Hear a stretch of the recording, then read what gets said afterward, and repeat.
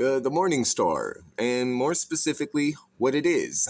I've decided to do a condensed version of more exhaustive studies on the Morningstar. So here is a much shorter study for easier comprehension. So the morning stars, and what is it? This is relevant from Revelation to Genesis. This is all the exact same thing. So let's review a few of these verses here in Revelation 2:28. And I, Jesus, will give him the morning star. Revelations 2:17 is revealed what this morning star is, and I will give him a white stone. This is the whitewashing of the onyx, the Raphaim to the Nephilim, so that you may be healed. This is from darkness to light, and I will give him a white stone, the name that is written on the onyx.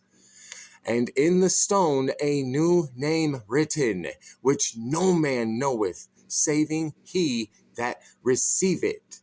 Amazing what's happening here. Genesis 1:16. I made the stars also. We're not talking about dots in the sky. We're not talking about dots in the sky. The Bible makes it very clear. Why are you even looking up there? Genesis 32:29. Tell me, I pray thee, thy name. Wherefore is it that thou dost ask after my name? And he blessed him there.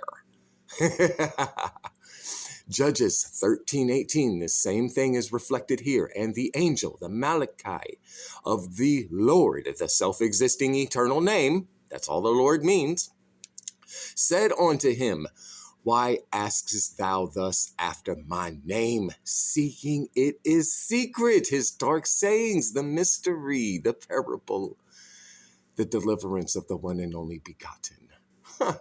Who touched me? This is important because where he blessed him there, he received the name written on that onyx stone while being whitewashed. He reached for his thigh. Okay, the Lord did not reach for Jacob's thigh. Once again, this is another misread interpretation of the scriptures. Jacob reached for the Lord's thigh. There's no other way that can be read, because can you bring life to these bones? Every bone was in place. Nobody, you know what I mean? No one broke his legs. It was prophesied that Christ would, and this is why it's so relevant to the rib. The temple walls. In Genesis, the rib is the only area that's identified as a rib. It's defined as a temple wall. No ribs.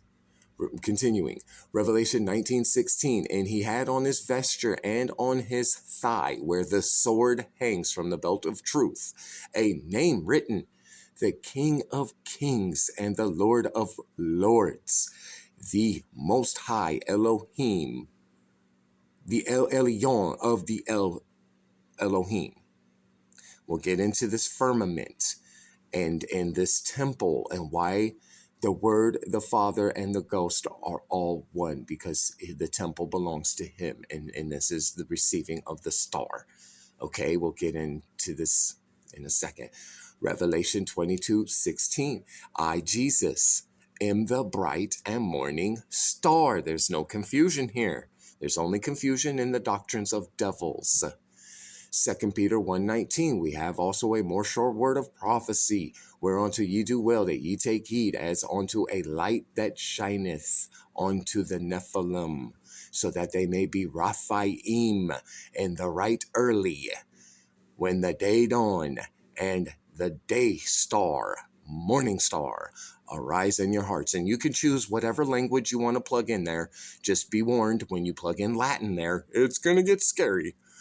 Acts 4:12, neither is there Yahshua, Jesus, in any other form, for there is no other name under heaven given among men whereby we must be saved.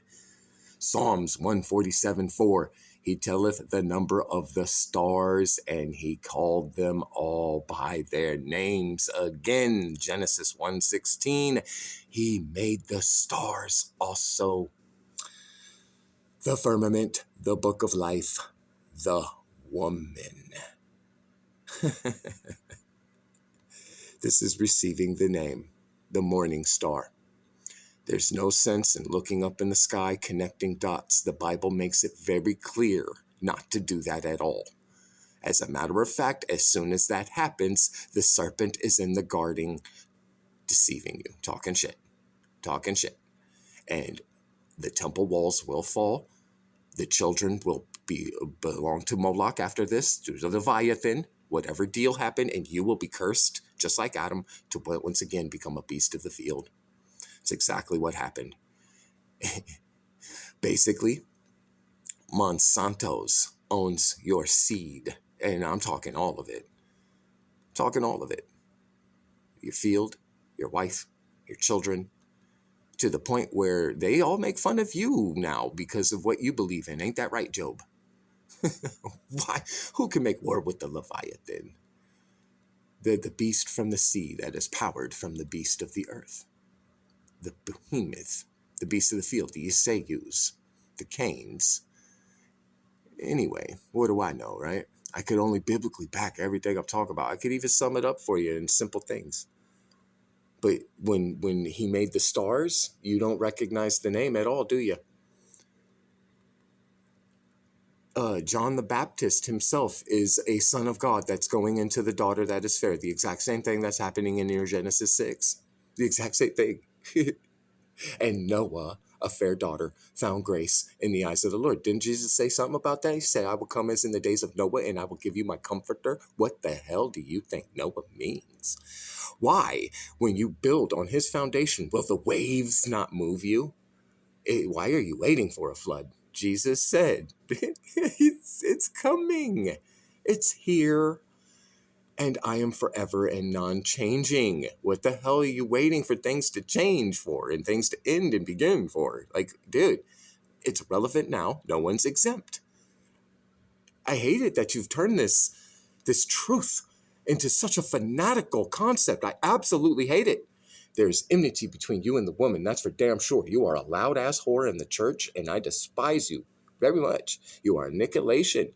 And I feel sometimes let the dead bury their dead. Let them be products of their own thing, like Nineveh, like Jonah's little bitch ass being swallowed by the Leviathan, the fish, the Rahab, which is a fun topic as well. Anyway, I'm rambling on about this, but there's your morning star right there. It's the deliverance of the self-existing eternal name. Why does thou ask after my name? Apparently, you've come in your own name because you keep telling me how special you are and how you understand and how God's not for the rest of us, how, he's something that happened a long time ago. He's going to be something that happened in the future. It's impossible that he's happening now, right? I mean, this has turned into such fanaticism.